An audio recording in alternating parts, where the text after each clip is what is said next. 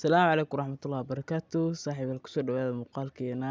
Muuqaalka maanta insha Allah website ugu mahadin rabay. Waxaan idin sheegi rabaa waxyaabo ku saabsan shaqooyinka ugu caansan 2022 marka insha Allah muuqaalkeena maanta intaas ku eegi doonaa. Channelka hadda ku cusub tahay subscribe saaro, muuqaalkan like saar, comment-gana wixii aad qabto iska soo dhiib. Shaqooyinka ugu caansan 2022 oo adduunka dhan ugu wareegi doono insha Allah waxaa kamid ah mining cryptocurrency. Mining cryptocurrency waxaa la macdan qodashada cryptocurrency. Inaad macdan qodato cryptocurrency waxa ka xiga bis inaad soo gadato rig baa la dhaho oo RG 380 ah GPU ah. Marka aad sameeyay intaas waxaad sameyn kartaa mining BTC. Saaxiibayaal shaqada labaad ee ugu caansan waxaa waaye sanadka 2022 waa shaqada blogger-ka. Dad badan waxaa jira oo ka sameeyo blogger-ka $3,000 ilaa $6,000. Adba waa sameyn kartaa lacagtaas oo kale. Waxaad sameynaysaa kaliya website aad sameysanaysaa adoo isticmaalayo mobilkaaga ama computerkaaga, kadibna waxaad soo gudbinaysaa qoraallo mise fiidiyoyaal. Saaxiibayaal shaqada saddexaad ee ugu caansan waxaa waaye shaqadan loo yaqaano web designer, UX ama UI. Shaqadaas web designer waxaa waaye qof oo coder ah waaye mise programming. UI da waxaa loo yaqaanaa kuwa mobilada application-ada programmiyo. UX waxaa waaye kuwa website-yada programmiya loo yaqaanaa. Marka shaqada saddexaad ee ugu caansan waaye lacagaha laga sameeyo markii online la joogo. Shaqada mining-ka waa shaqada aanan loss lahayn, halka kuwa kale xoogoo 80% ay faa'iido leeyihiin, 20% khasaare xoog yar leeyihiin. Marka laakiin shaqada mining-ka waxaa waaye shaqada kaliya aanan wax loss lahayn. Bis qalabka wax ku mine gareysa ka halaabayaan. Qalabyo badan waxaa jiro CPU la dhaho, mid CPU lagu mine gareeyo systemka computerkaada ku jira. Mid kale waxaa jira GPU la dhaho oo ka gooni ah lagu mine gareeyo. Qalabka meeshaan idin soo dhigo dhan waxaa qalabka lagu mine gareeyo waaye oo kaliya waa soo gadanaysaa. Waxaa la gadaa midka ugu fiican camal RTX 380 3080 waaye. Marka waxaa la gadaa oo kale $500. Marka waa soo gadanaysaa kadibna software bahal waxaa jira software lagu mine gareeyo. Software-kan hadda aan idin soo dhigay waxaa waaye software-ka kuu suurtagelinaya inaad ku mine gareyso.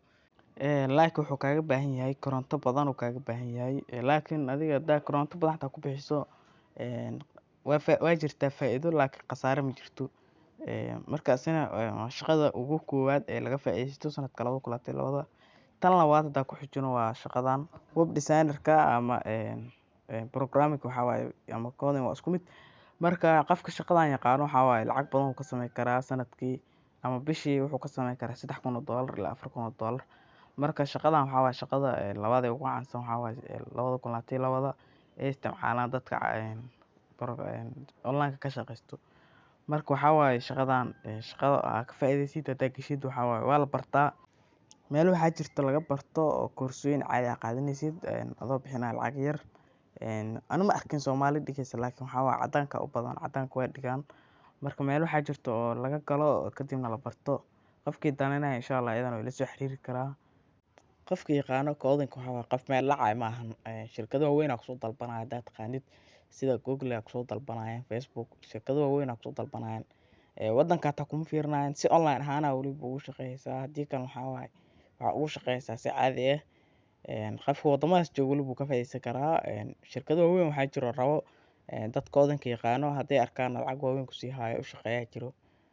Ilaa haddana shaqadan shaqo dhamaata ma ahan.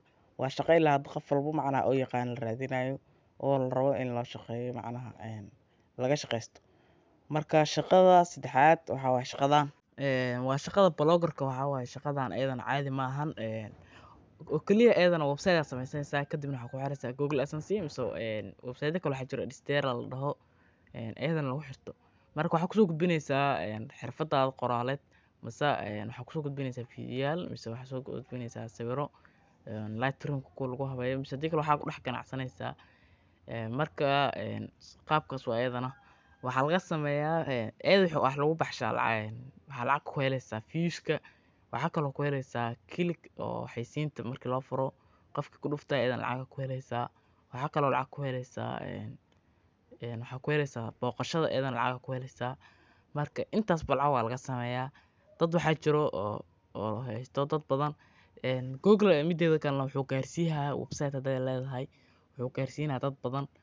dad badan asaaba gaarsiinaya halkii maalin wuxuu kuu gaarsiinaya 500 oo qof macnaha website-ka adoo caan ahayn wuxuu gaarsiiyaa intaas oo qof bis waxaa ka diiwaan gelinaysaa si dadkaas dhan u heshid Google Search Console kadibna postigaada index ku samaysaa dhigaysaa marka eedan saas waaye saas lacag lagu sameeyaa uma baahnid haddaa dhisteer ku xiranaysid wax adereesa uma baahnid waxyaabo kale inaa 2 isbuuc sugtid iyo 1 isbuuc aad sugtid horaa lagaaga aqbalayaa kadibna lacagta hore ka bilaabaysaa laakiin Google AdSense waxaa waaye wuxuu kugu xiraa 2 isbuuc iyo shuruudo iyo aderees kugu xiraa iyo Mastercard bis waaye iyo PayPal iyo Payoneer intaas ayaa lagula bixi karaa isna laakiin kan waxaa lagula bixi karaa Perfecto Money kula bixi kartaa waxaa kaloo kula bixi kartaa Bitcoin kula bixi kartaa e-visa si toos ugu diri kartaa marka intaas dhan waa leeyahay saasna lacag waa looga sameyn karaa xirfadan blogging-ka saaxiib waxaa jiro dad badan oo leh oo ku shaqeysto xirfadan blogging-ka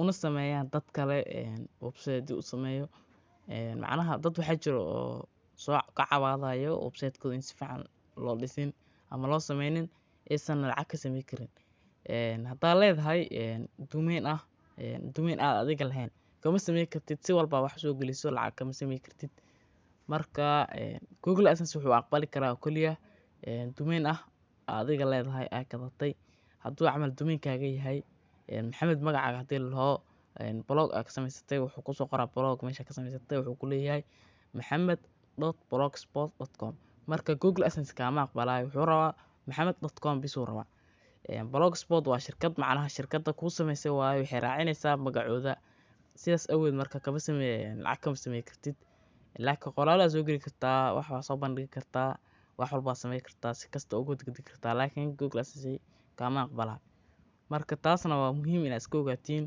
saddexdan shaqo kala mining iyo blogging iyo web designer ama programmer waa saddexda shaqo lacag ka sameyn karto si sax ah waxaa jiro app la dhaho downloader oo lamid ah sida Feedme oo kale waaye waxaa ku soo deji kartaa all videos hadii aad YouTube hadii aad TikTok hadii aad Facebook meesha rabta haato waa ka soo degsan kartaa adoo isticmaalaya linkiga meesha sax ka soo dejinaysa arabtina ka soo degsatid share leedahay copy link leedahay kadibna waa dhex dhigaysaa kadibna asoo HD iyo asoo caadi waa ka soo deji kartaa asoo cod xataa waa ka soo deji kartaa bis cod kaliya ama hadii kale waxaa ku soo deji kartaa asoo video cod la'aan xitaa waxaa ku soo deji kartaa YouTube shorts ka soo deji kartaa hadda application kala soo deg oo hadda kula soo deg video rabtid adoo kala soo degaya video kan description-kiisu yaala waxaa jiro dad aan ka siinin description wax laga wado marka aan calaamada ku dhufato wax ku soo baxay waaye macnaha meeshaas wax ku jiro video description-kiisa la waxaa rajeeyo doonaa muuqaalka aan ka heshay hadaa muuqaalka ka heshay like saar si uu dad badan u gaaro channel-ka taa ku cusubtaa subscribe saaro si uu ku soo gaaro muuqaal walba soo dhigano ugu faa'iido online-kan aad ugu shaqeysan karto adoo kaliya waxaa jiro dad badan oo daneynayo AQ option iyo arrimihiisa insha Allah muuqaalka xiga oo ka dhigan waxyaabo badan oo ku saabsan sida deposit-ka withdrawal-ka iyo verify-ga maasanidii